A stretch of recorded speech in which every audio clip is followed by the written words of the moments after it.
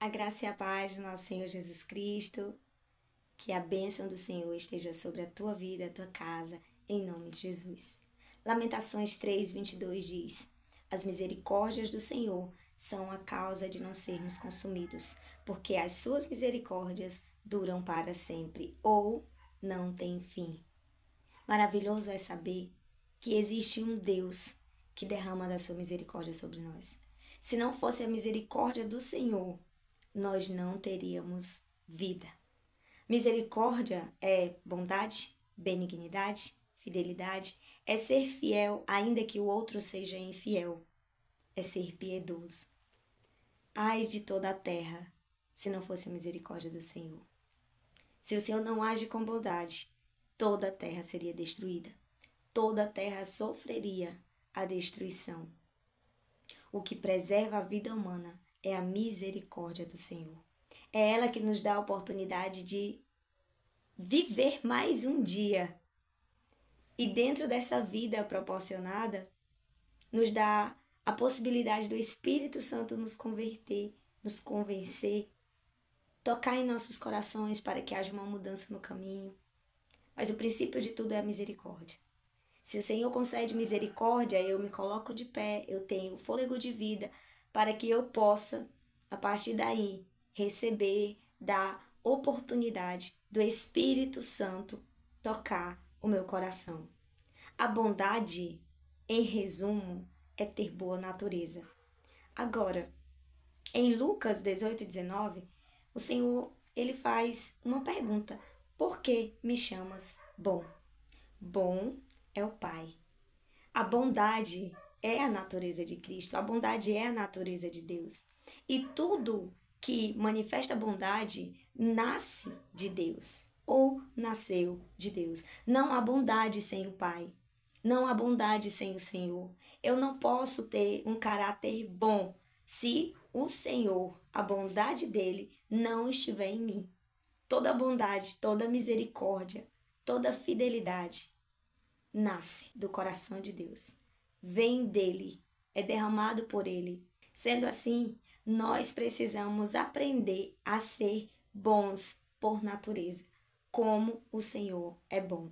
Por isso, o Espírito Santo nos foi concedido para que a natureza bondosa de Deus pudesse ser manifesta em nosso ser, através dele, do Espírito Santo de Deus. A nossa natureza, ela muda, ela é mutável. Nós, uma hora, quando decidimos ser bons, nós decidimos ser bons pela força da carne. Mas é uma natureza mutável, então ela pode se tornar má, na medida que eu também me permito, na medida que eu também deixo espaço para que a maldade ela venha corromper a parte boa do meu ser. Então, olhando por esse lado, o ser humano ele pode ser bom e ele pode ser mal em sua carne, pela sua escolha. Mas um caráter bom, um espírito, uma alma boa, que flui de dentro para fora sem fingimento, com piedade, com graça, essa ação de bondade só nasce de Deus. Nós podemos até tentar ser bons, nós podemos até tentar controlar o impulso da carne, mas verdadeiramente nós temos a plena consciência de que a nossa natureza não é boa. Porque ainda que controlamos a carne, o espírito, o sentimento, a mentalidade continua ainda corrupta, continua ainda maldosa, desejando vingança, ira, raiva. Controla-se na carne, mas o espírito ainda age em corrupção. E se o homem ele perder esse controle da carne, ele manifesta o ódio, ele é capaz de matar, ele é capaz de cometer qualquer tipo de pecado, do mais profundo, do mais horrível que você possa imaginar. E isso é porque a natureza da bondade de Deus não está operando no homem. Então, nós precisamos mudar a nossa natureza, permitir que o Espírito de Deus nos transforme, nos dê conhecimento e nos faça manifestar essa natureza de Deus, a natureza boa, a natureza sã, uma natureza que não muda. Nós precisamos dessa natureza que não muda, de uma natureza cristã que é incorruptível. Uma natureza que, se alguém me fizer o mal, eu não vou mudar. Eu não vou ter um sentimento de ódio, de raiva, de vingança.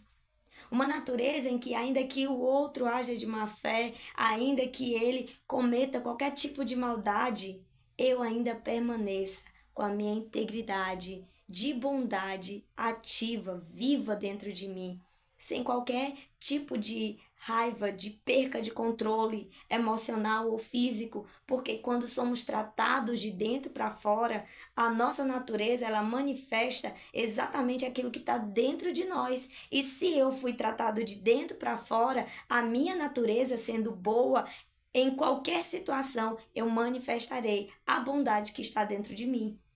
Mas é necessário que nós venhamos ser moldados nesse caráter.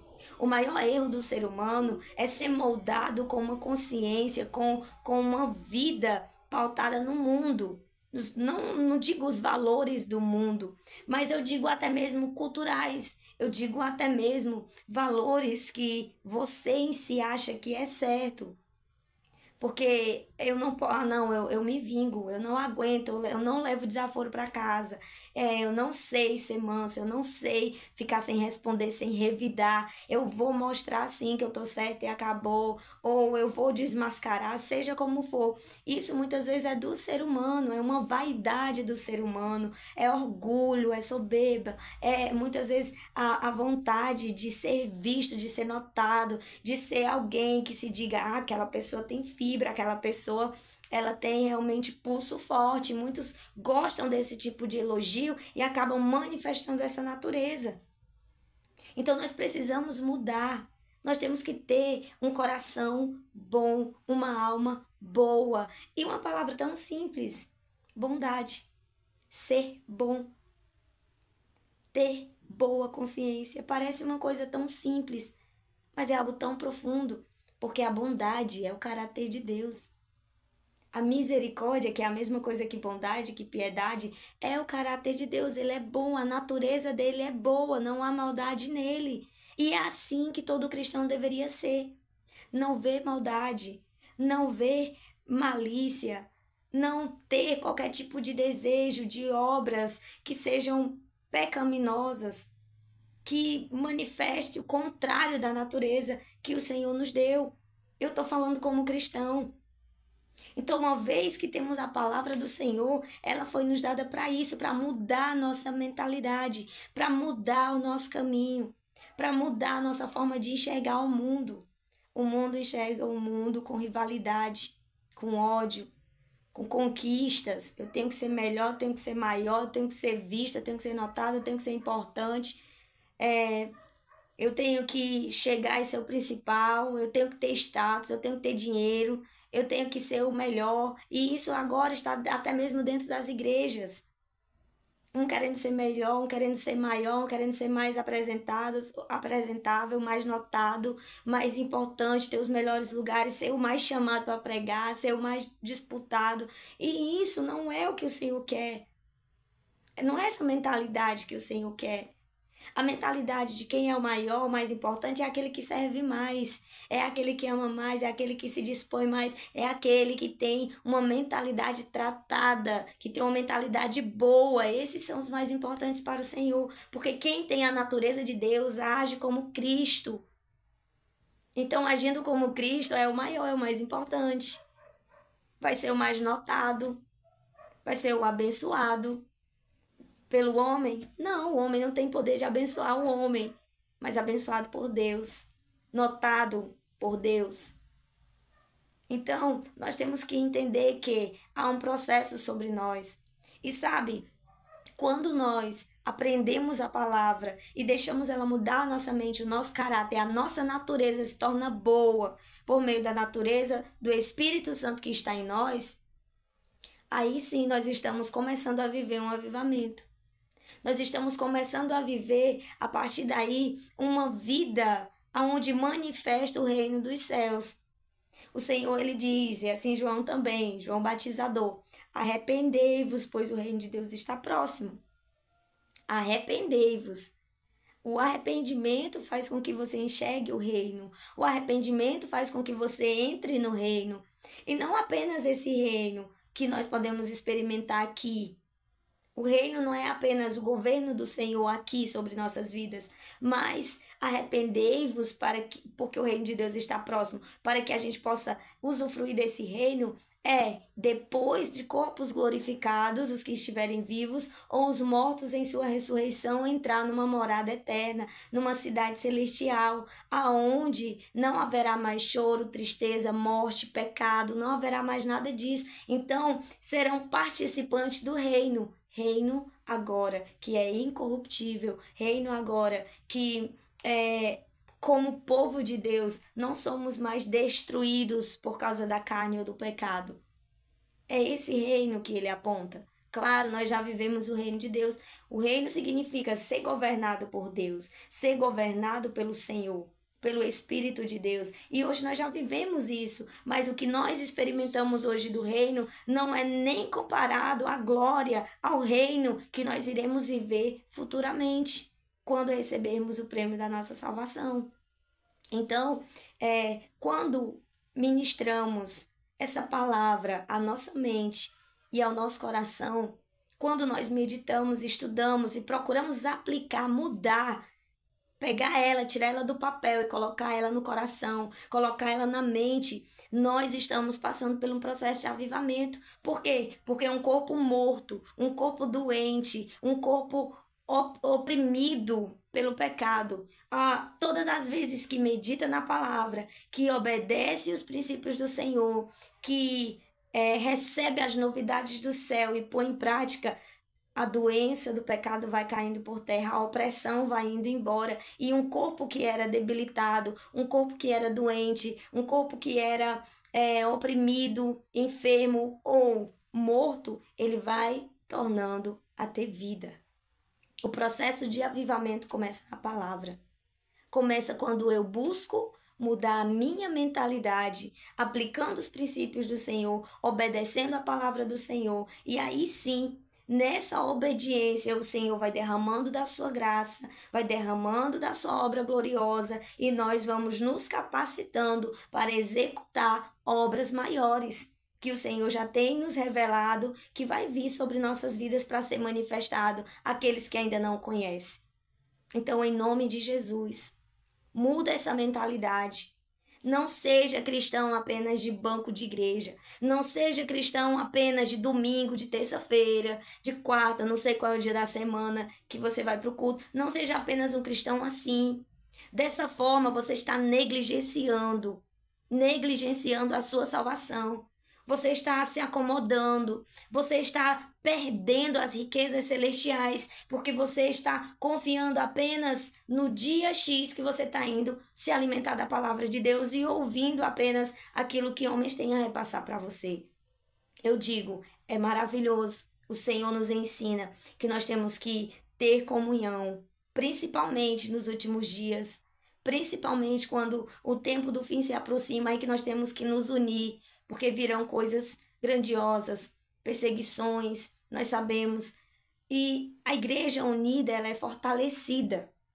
A igreja unida, ela cresce, ela tem força em oração para lutar. Uma igreja unida, orando por Pedro, fez milagres acontecerem. Fez milagres acontecerem. Por vários episódios nós vemos na Bíblia.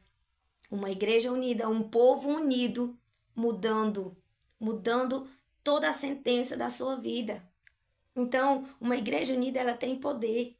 Sim, em oração, em jejum, em obediência, ela tem um poder extraordinário. Porém, entenda, a igreja, ela está na terra para ela ganhar almas, para ela ser o exemplo da família na terra e conquistar territórios. A igreja, ela se torna um exército enviado para manifestar o reino e ganhar vidas para Cristo, fazer crescer e prosperar o reino de Deus. Então a igreja é um instrumento que Deus usa para multiplicar a palavra, para multiplicar a glória do Senhor, a glória de Deus. Porém, não é na igreja que se tem apenas a fonte de alimentação para a sua vida. Principalmente é em seu lar. É em sua casa que você deve tirar um tempo de oração, um tempo de jejum, um tempo de meditação na palavra, um tempo de consagração, de intimidade com Deus. É um período que você tem que ter todos os dias um momento de sentar, de ter comunhão com o Senhor. E é um tempo precioso. Quando você tem comunhão com o Senhor, você entra na igreja avivado. Você entra na igreja para somar como uma brasa viva. Você entra já cheio do Espírito Santo. Você edifica. Você ali pode ser usado nos dons. Mas quando você não tem vida de oração, preste bem atenção. Você não tem uma vida de intimidade com Deus, não tem uma vida de meditação. Se não tem uma vida de oração, a sua fé não tem um crescimento notável. Se não tem uma vida de meditação na palavra, a sua fé também não tem um crescimento notável. Quando nós buscamos a palavra do Senhor, quando nós buscamos aprender do Senhor, nós estamos buscando a direção e a transformação para a nossa mente.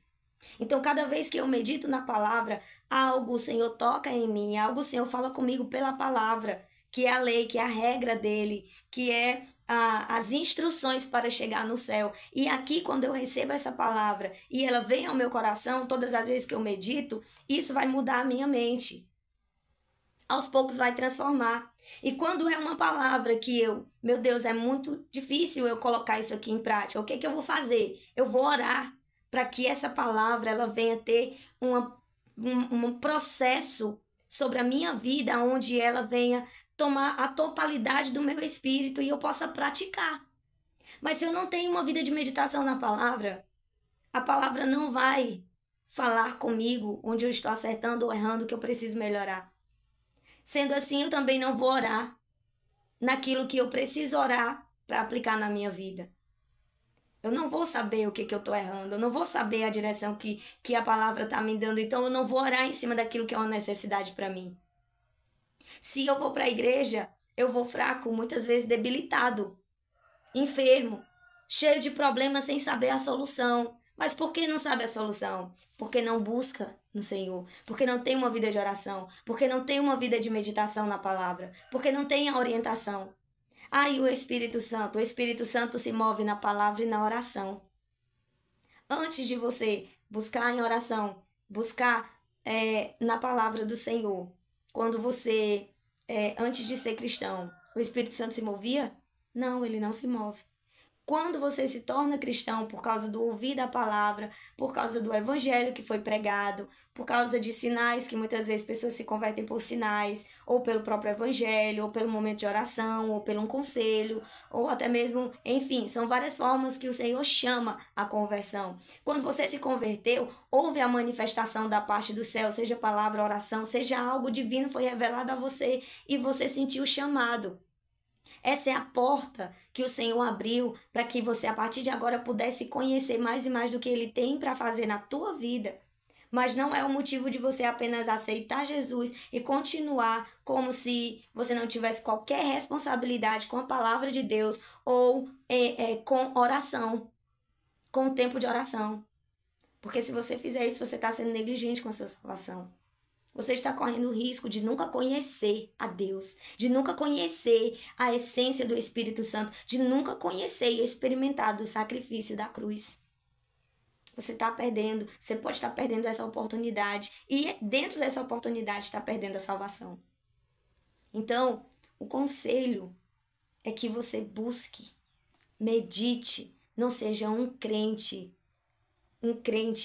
doente, por não buscar a verdade, por não buscar tempo com Deus, por não proporcionar para você mesmo conhecer quem é Jesus.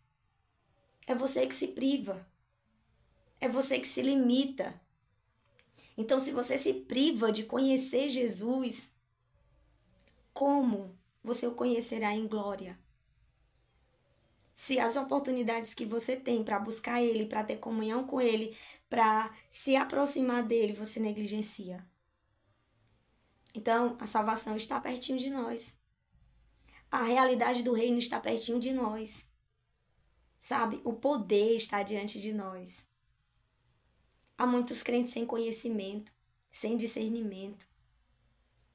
Sabe? Pergunta coisas simples da Bíblia, não tem conhecimento, não é porque não tem escolaridade, é porque não busca, não tem comunhão com Deus. Sabe? É porque não se interessa ou acha que a condição que está vivendo está levando para o céu. Não está. Não está. Nem todo aquele que me diz Senhor, Senhor, entrará no reino dos céus, herdará a vida eterna, será salvo. Então nós temos que entender que a nossa responsabilidade como cristão é manter uma vida de intimidade com Deus. Nós somos chamados para isso, para ter intimidade com Deus, para conhecer o nosso Pai. Como é que você aceita Jesus? Diz, eu pertenço a Deus. Se você nem conhece o Deus que você serve, o Pai que você diz, eu aceito o nosso Deus para ser como meu Pai. Como é que você aceita algo que você não conhece? Como é que você quer agradar a Deus se você não conhece do que Ele se agrada? Como é que você quer falar e Ele te ouvir se você não tem esse hábito de ter comunhão com o Senhor? Então não tem possibilidade disso acontecer. Mas uma coisa acontece, sem comunhão, sem tempo com Deus, sem intimidade com o Senhor, há uma fraqueza espiritual. E essa pessoa se torna propícia para o inimigo lançar setas mentirosas na mente, e essa pessoa se tornar um cristão religioso, achando que está sendo salvo, mas pelo contrário, caminhando para a condenação. Sendo iludido com falsas visões, sonhos, com falsas revelações. Por quê? Porque é fraco na fé. Mas não é fraco na fé por conta de não ter recursos, de Deus não trabalhar no seu interior. É fraco na fé porque é negligente com a vida com Deus.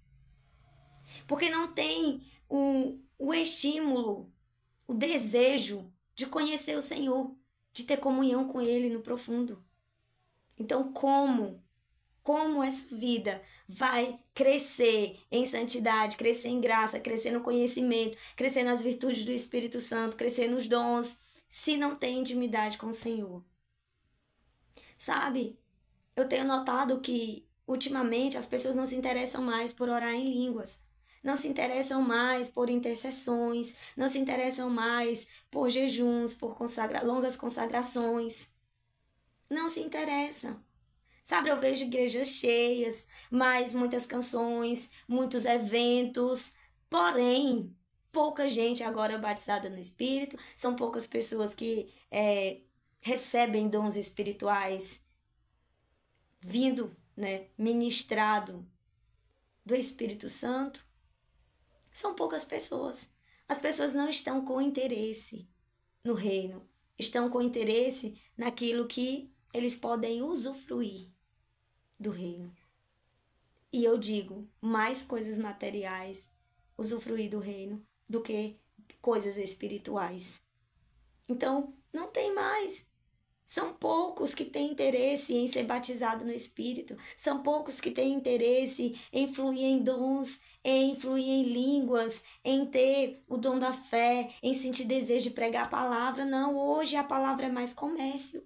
Hoje a palavra é mais uma questão de renda, uma questão de status, até mesmo disputas. Infelizmente. Então, o cristão ser humano está se perdendo, olhando para Cristo, olhando para a cruz, se perdendo, achando que está vivendo o Evangelho, vivendo Cristo, se perdendo dentro de igrejas. E isso é sério.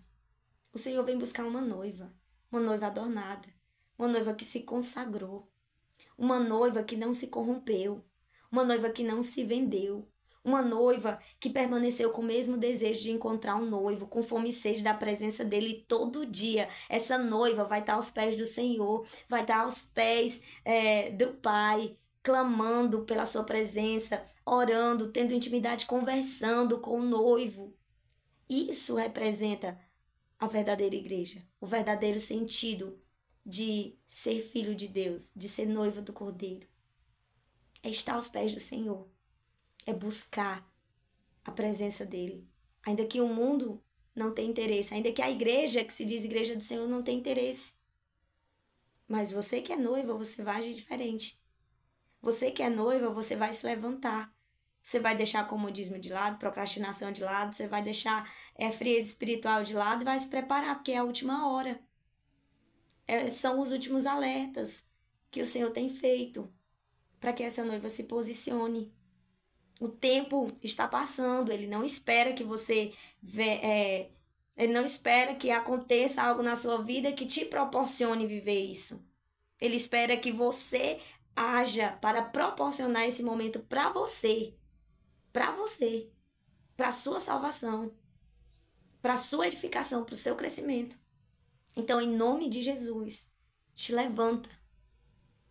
Para de ser crente, eu vou dizer, crente corrompido, crente doente. Seja um crente sadio, um crente cheio do vigor, cheio da saúde espiritual, do renovo, da presença. Em nome de Jesus, te levanta nessa última geração. Não perde a tua salvação. Não deixa ela escorrer das tuas mãos por causa de negligência. Por causa de 2 horas, 1 hora de oração, de tempo com Deus que você poderia estar ofertando e não está. Não deixa a tua salvação escorrer das tuas mãos. Não deixa se perder. E quem está roubando não é o diabo, não. Quem está roubando não é o mundo, não. O teu tempo com Deus, quem está privando, quem está impedindo de você tirar o seu tempo com Deus, a sua intimidade com Deus, é você mesmo. É você mesmo. Porque ninguém pode dizer que não tem 1 hora, 2 horas disponível para ter um tempo de comunhão com o Senhor. Então é só você mesmo. E não é o inimigo, não. Ele pode te seduzir do jeito que for. Ele pode inventar trabalho, ele pode inventar tarefa, ele pode colocar sentimento, ele pode colocar situações do jeito que ele quiser. Mas se você disser, a minha prioridade é o meu tempo com Deus, ele vai cair por terra. Ele não vai ter força. Sujeitai-vos a Deus e resistir ao diabo, ele fugirá de vós. É você. É a sua decisão. Então, em nome de Jesus, te levanta.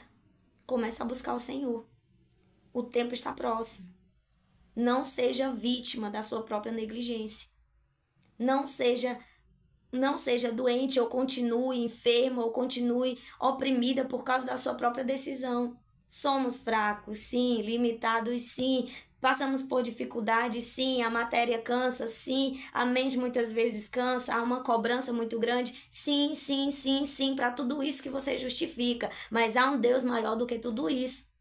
Há uma força do Espírito Santo que se chama ousadia, que você pode usar, que Ele te deu, que Ele me deu, que nós podemos usar e vencer todas essas coisas. Há opressão na mente, há situações na carne, há problemas espirituais, familiares, ao seu redor, ministeriais, eu não sei. Não importa. Para Deus. Veja o sentido que eu vou falar. Sabe por quê? Porque quando você confia no Senhor, quando você está com intimidade com Ele, com a sua vida no altar do Senhor, Ele trata todas as áreas da sua vida. E ainda que seja a pior tribulação, Ele faz você sentir paz na presença dEle. Se você entendesse que de todos os problemas que você tem passado, de todas as aflições que têm surgido na tua vida, você indo aos pés do Senhor, você receberia paz, tranquilidade, renovo, força. Você viveria algo sobrenatural todos os dias, porque é isso que o Senhor tem para te oferecer. Quando você chega na presença do Senhor, oprimido, aflito, Ele não te joga uma carga. Ele não te joga um fardo para te abater mais, para pesar mais as tuas costas. Não, Ele te alivia. Ele te fortalece, Ele te renova, Ele te dá esperança. Ele tá ali para dizer, eu tô aqui com você, independente do problema. Mas por que você não entende isso? Que a melhor solução nunca é se afastar. Nunca é recuar, nunca é negligenciar, nunca é deixar de lado a tua intimidade com Deus. Mas sim, pelo contrário, nos momentos de dificuldade, é lá que você encontra refúgio. Nos momentos de alegria, é lá que você encontra mais gozo e plenitude. No momento de tribulação, ou seja o que for, é lá que você encontra tudo o que você precisa para prosseguir. Então entenda, o maior erro do cristão é achar que trabalhando com as suas mãos e deixando esse tempo de Deus, para com Deus de lado, vai funcionar mais do que muitas vezes 1 hora ou 2 horas de oração. Isso é um erro que vai levar muitos ao inferno. Quando você coloca o reino de Deus em primeiro lugar, as suas necessidades, elas são supridas. Quando você prioriza o reino do Senhor, você acha que Ele não vai cuidar de você? Você acha que Ele não vai cuidar daquilo que te aflige? Pelo contrário, teus inimigos serão derrotados. Se é enfermidade, se é dificuldade, se é tribulações, vai cair por terra. Que Deus é esse que tu aceitou, que não tem poder para afastar os inimigos, repreender o mal, que não tem poder para curar uma enfermidade, que não tem poder para mudar a situação de uma casa, de uma família ou até da sua vida. Que não tem poder para tirar a ansiedade da tua mente. Que Deus é esse que tu diz que segue, que não tem poder para isso. Porque o Deus de Abraão, de Isaac e Jacó, o Deus Todo-Poderoso, Ele tem poder para tudo isso e muito mais. Ele tem poder para mudar, para mover céus e terras, ressuscitar mortos, curar enfermos, libertar cativos. Ele tem poder, Ele é o poder. Então se apropria do Deus que você seguiu. Se apropria das verdades, da revelação, da glória que há nele. Se apropria. Pega a tua identidade de filha.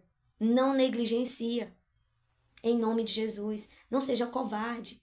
Não seja mentiroso. Não minta para você mesmo. Dizendo para sua mente que você está bem, que você não precisa buscar o Senhor, que você não precisa de um tempo de oração. Não minta para você mesmo. Porque você está mentindo para si e levando-se à autocondenação. Mas seja realista. Eu preciso de Jesus, eu preciso de tempo com Ele, eu preciso conhecer a verdade, eu preciso do reino, eu preciso de Cristo, eu preciso de salvação, eu preciso de cura. E assim, mova a sua vida na necessidade que você tem de ter Cristo dentro de ti.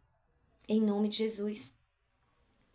Então, que o Senhor possa te abençoar. E que você possa acordar para a vida enquanto é tempo.